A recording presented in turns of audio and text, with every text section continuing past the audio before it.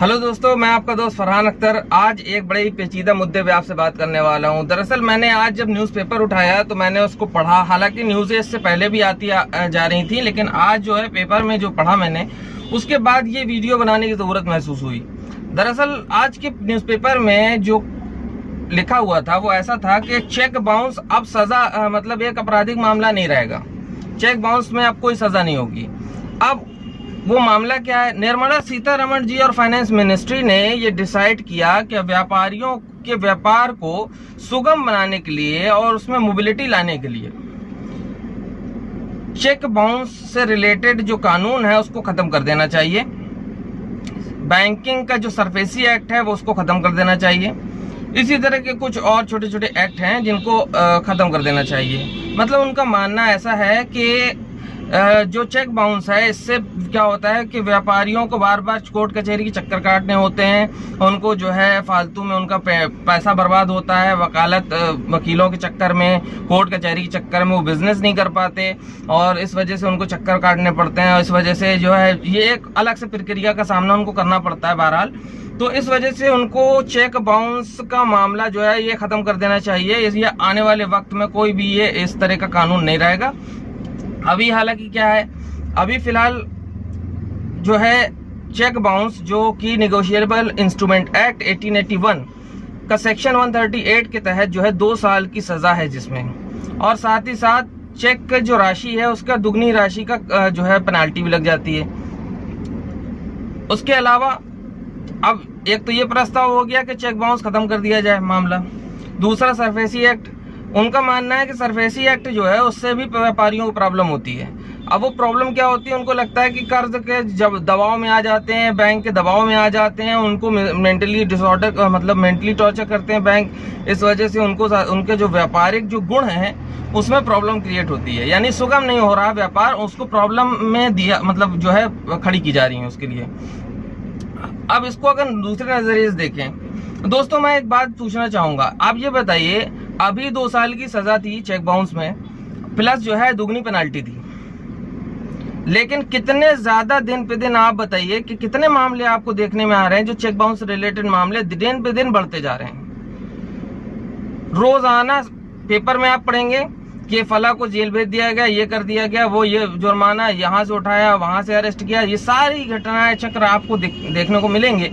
लेकिन फिर भी कोई भी कमी नहीं आ रही आए दिन। यहाँ तक कि मैं खुद भी एक लॉयर हूँ, एक वकील की हैसियत से यहाँ बात नहीं कर रहा हूँ आपसे, हालांकि एक आम नागरिक की हैसियत से बात कर रहा हूँ। तो एक वकील की हैसियत से मैं जिन लोगों का काम देखता हूँ, मैंने खुद देखा है कि मेरे क्लाइंट्स के जितने भी पेमेंट हैं उसमें से पर डे क्या आलम है ये है कि 2-3 चेक बाउंस हो रहे हैं, जबकि लोगों को मालूम है कि इसके पीछे 2 साल की सजा और डुअल पेनाल्टी है। अब अगर अभी ये व्यापारियों को सुगमता उनको नहीं हो रही है, ठीक है, और उसके बाद ये खत्म कर दिया जाएगा और उसके बाद सोचिए कि चेक बाउंस के मामले कितने ज्यादा इंक्रीज नहीं हो जाएंगे, ठीक है। उस टाइम तो वो बेचारे कोर्ट में भी नहीं जा सकते, कोई लीगल डिफेंस भी नहीं है उनके लिए। आप एक्ट ही खत्म किए दे रहे हो उसका, ठीक है, चेक बाउंस का। तो अभी तो कम से कम ये है कि पेमेंट होता है तो चेक अपनी एक जो है उसकी एक रिस्पेक्ट है चेक की। नहीं, उसके बाद अगर इनका जो प्रस्ताव है, इन्होंने 23 जून तक ये सुझाव मांगे हैं इनको खत्म करने के लिए, और उसके बाद इसको खत्म किया जाएगा।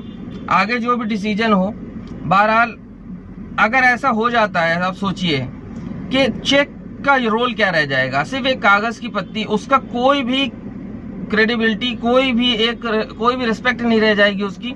आदमी कोई चेक लेगा ही नहीं, कोई भी इंसान पेमेंट के अगेंस्ट चेक नहीं लेगा। क्यों नहीं लेगा? क्योंकि उसको पता है कि अब इसका कुछ नहीं होना। लोग फ्रॉड बहुत ज्यादा बढ़ जाएगा, ये आप भी समझ रहे हैं। फ्रॉड हद से ज्यादा बढ़ेगा, चेक की लेन देन हद से ज्यादा बढ़ेगा, चेक की वैल्यूएशन खत्म हो जाएगी, ठीक है। उसके अलावा अब सरफेसी एक्ट पे अगर जाते हैं, ठीक है, बहुत से बैंक होते हैं जो इस तरह की हरकत करते हैं, तो उसके लिए लॉज हैं, हमारी न्यायपालिका है जिसपे हम जा सकते हैं।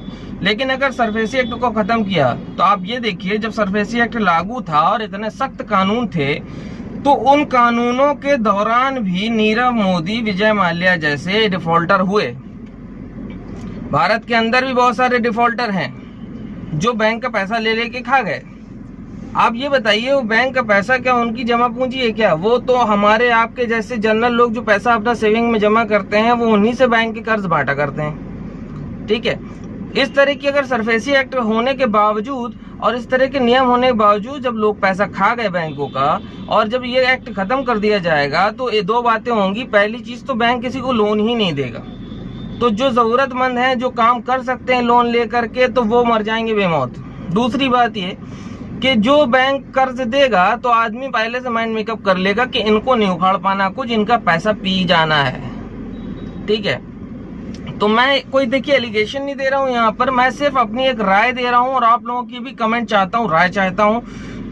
इस वीडियो पे भी ज्यादा से ज्यादा आप शेयर करें, लाइक करें और बहुत ज्यादा कमेंट करें, मुझे आपकी राय जानना है। और दूसरी चीज, निर्मला जी को और साथ साथ फाइनेंस मिनिस्ट्री को जबरदस्त तरीके से ट्वीट करें, क्योंकि इसके जो आप ये समझ लीजिए निगेटिव पॉइंट बहुत ज्यादा हैं। अगर आप देखें एक लॉयर की हैसियत से या एक जनरल सिटीजन की हैसियत से आप देखें तो इसके लीगल निगेटिव पॉइंट्स बहुत ज्यादा हैं, क्योंकि आने वाले वक्त में जो कुछ ये हो रहा है, जो भी कानूनों में बदलाव, ठीक है इतने समय से कोई कानून चला रहा तो उसमें अमेंडमेंट ठीक है, अगर कुछ कमियां हैं तो अमेंड किया जा सकता है, लेकिन अगर पूरी सिरे से किसी चीज को खत्म किया जा रहा है तो मैं नहीं समझता कि वो एक अच्छी चीज है।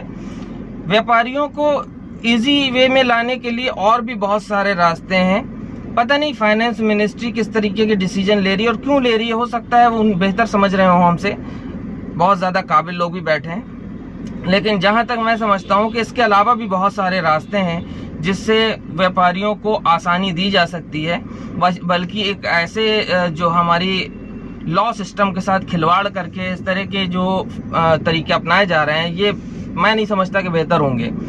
और मैं ये चाहता हूं कि आप लोग इस पर राय दें, और अगर इस तरह का कोई चीज होती है तो वो क्या है आपकी नज़र में, सही है या नहीं है, इस बारे में आपकी राय चाहता हूं। इसीलिए मैं आज का वीडियो बना रहा हूं। ट्विटर पर अपनी राय ज़रूर दें, मेरे वीडियो को हद से ज़्यादा शेयर करें ताकि इसका एक वोटिंग बने, और सरकार भी इस तरह की चीज़ों को देखती है कि वोट किस तरफ ज़्यादा जा रहे हैं। तो ट्विटर पर भी ट्वीट करें, निर्मला सीतारमण जी को टैग करें और फाइनेंस मिनिस्ट्री को टैग करें, साथ साथ जो है मेरे वीडियो पर भी बहुत ज़्यादा कमेंट देकर के अपनी राय पेश करें। मैं आपको दोस्त फरहान अख्तर एक बार से फिर हैव अ ग्रेट डे।